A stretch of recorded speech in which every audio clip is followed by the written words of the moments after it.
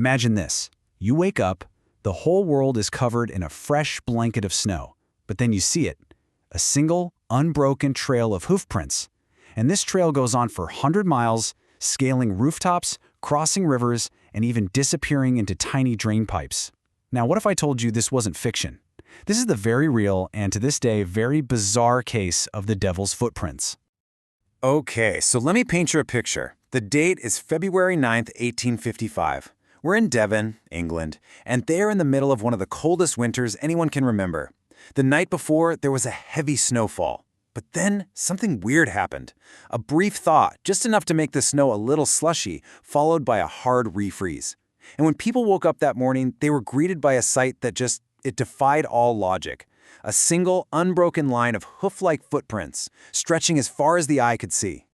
And you know, this wasn't just a few weird tracks in someone's backyard.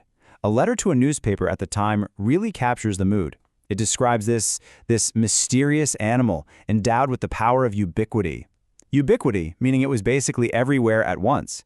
And that wasn't an exaggeration. These tracks were being reported all across the entire region. So to really get why this caused such widespread panic, we have to look at the evidence, just like the locals did that morning. The sheer scale of it and the truly impossible nature of the trail itself is what makes this story stick with us. First, let's just talk about the distance. This wasn't some local quirk. These tracks popped up in over 30 different towns and villages all across Devon. Some reports say they even stretched into the next county over, Dorset. When you add it all up, the trail stretched for an estimated 40 to, get this, 100 miles. But here's where it gets really weird. It wasn't just how long the path was. It was the path itself. It's like the laws of physics just didn't apply. The trail would go right up to a 14-foot-high wall, and then continue in a perfectly straight line on the other side. It was found on snow-covered rooftops. It went straight through giant haystacks without disturbing them. And craziest of all, it was seen coming out of drainpipes only 4 inches wide. I mean, what kind of creature can do that? And the prints themselves, they only made things stranger. They were hoof-shaped, and some people swore they looked cloven, like a goat's, or, as many of the terrified locals believed, like the devil's. But the biggest clue, the thing that stumped everyone, was the gait. They were laid out in a perfect single file, one print directly in front of the other. That's not how a four-legged animal walks. That's the gait of something walking on 2 feet. So you've got this impossible trail left by some totally unidentifiable creature. An investigation naturally kicked off, not by the police, but by panicked townspeople, vicars, and naturalists, all trying to figure out what was going on. So let's take a look at the lineup of suspects they came up with. And let me tell you, the theories were just as wild as the tracks. People were guessing everything from an escaped kangaroo to a simple badger. Some even thought it was a runaway balloon from a local inventor. Every theory was a desperate attempt to explain the impossible. But could any of them actually fit all the facts? The first big theory to make the rounds came from a local vicar, a Reverend Musgrave. He stood up and suggested that maybe, just maybe, the tracks were made by kangaroos that had escaped from a private zoo nearby. I mean, it was an exotic idea, but this was a pretty exotic problem. And, at first glance, it kind of almost makes sense. A kangaroo hops, right? That could explain how it got over some walls. But the theory just fell apart under scrutiny. For starters, a kangaroo's footprint doesn't look like a single hoofprint. But here's the real kicker. The Reverend later admitted he completely made it up. He just wanted to give his terrified parishioners an explanation that wasn't Satan, just to calm everybody down. So yeah, the kangaroo is out. All right, next up, a runaway balloon. It sounds out there, but the idea was that if an experimental balloon broke loose while trailing its metal mooring shackles, those shackles could have stamped these repeating marks in the snow, even on rooftops. The problem? A 100-mile zigzag path without the ropes getting tangled on a single tree or building? Almost impossible. Then you've got the badger theory, from the brilliant naturalist Professor Richard Owen. He argued that a badger's unique walk, where its back feet land exactly where its front feet were, could create a single line of tracks. It's a clever idea, but the prints were the wrong size, and well, since when do badgers scale 14-foot walls? So, with all the obvious suspects pretty much ruled out, people had to start thinking outside the box. What if the culprit wasn't some huge, mysterious monster, but something way smaller and way more common? The most compelling scientific theory points to a suspect you would never, ever expect. Take a look at this little guy. This is a wood mouse, and they are everywhere in England.